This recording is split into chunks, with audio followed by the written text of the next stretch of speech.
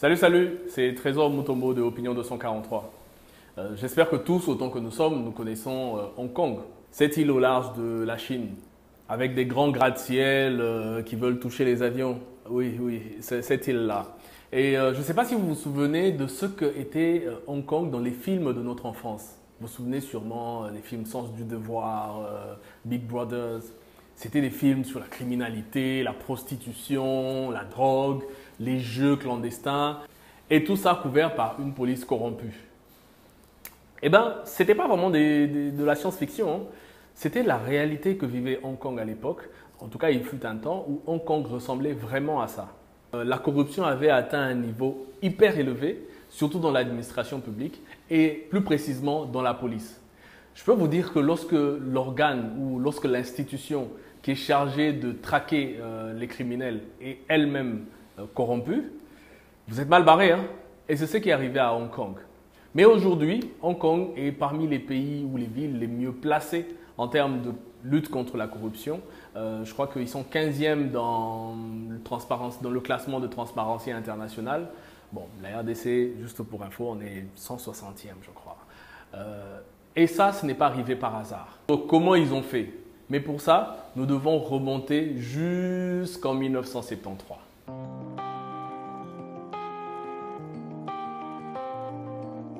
En fait, en 1973, Hong Kong est encore une île sous la gestion britannique.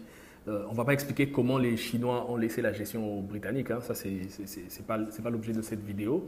Mais il se trouvait qu'au niveau politique, tout allait plutôt bien. Il y avait une gestion plus ou moins orthodoxe.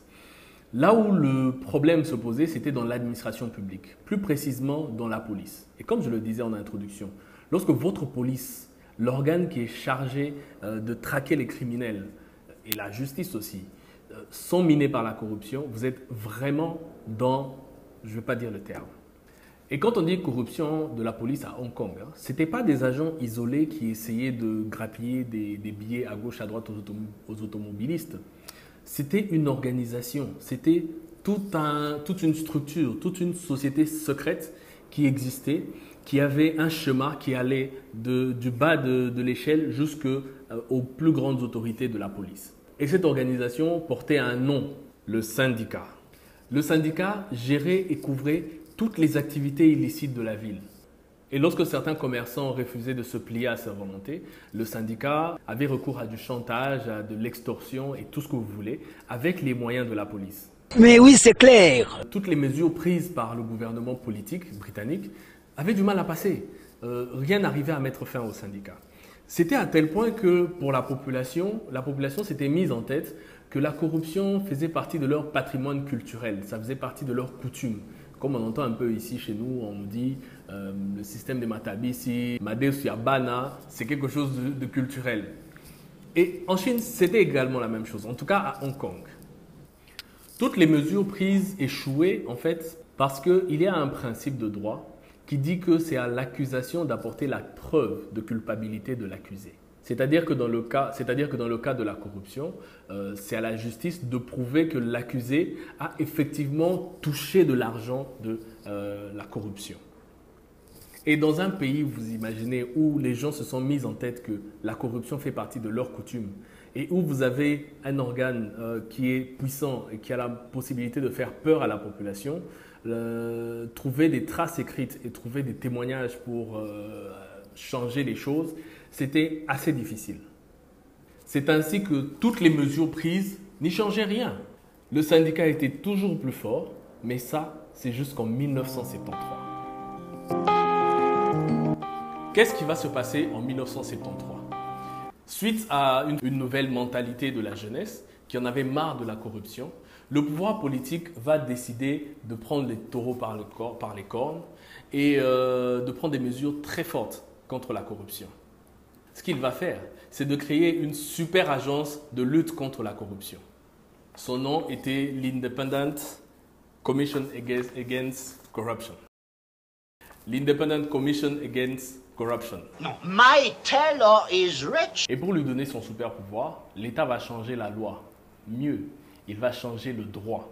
Et donc, à partir de 1973, ce n'est plus à la justice de prouver que vous avez été corrompu. C'est à vous de prouver que vous n'avez pas touché à l'argent de l'État. Comment ça se passait? Il suffisait que l'ICAC, donc l'Independent Machin en anglais, vous savez que ce n'est pas mon point fort, l'ICAC enquêtait sur les agents de la police et même les agents de l'État. Dès qu'il avait des soupçons, en voyant par exemple un agent qui touche 100 $, avoir une villa de 100 000 $, donc un agent qui vit au-delà de ses moyens, l'ICAC engageait des poursuites et tant que l'agent n'a pas prouvé la provenance de sa fortune, il était jugé coupable. C'est logique. Donc on est passé de la présomption d'innocence à la présomption de culpabilité. Et ça ne s'arrêtait pas là. L'ICAC avait la possibilité d'enquêter sur votre famille, donc la famille de l'agent, jusqu'à, je crois, la 2e ou la 3e génération. C'est-à-dire que ton père, ton grand-père, ton oncle, ta femme, même ton beau-père, si on estimait qu'il avait une fortune non justifiée, ça pouvait provenir de tes activités de corruption, donc toi en tant qu'agent de l'État, et il y avait une inculpation rien que pour ça. Il y avait d'autres mesures qui avaient été prises pour éviter que les super agents de la super agence ne se croient tout permis. Ils étaient par exemple engagés que sur 2 ans, c'est-à-dire c'était des contrats à durée déterminée, mais ils étaient bien payés pour éviter qu'ils succombent à la tentation. Ils étaient aussi contrôlés en permanence par d'autres agences.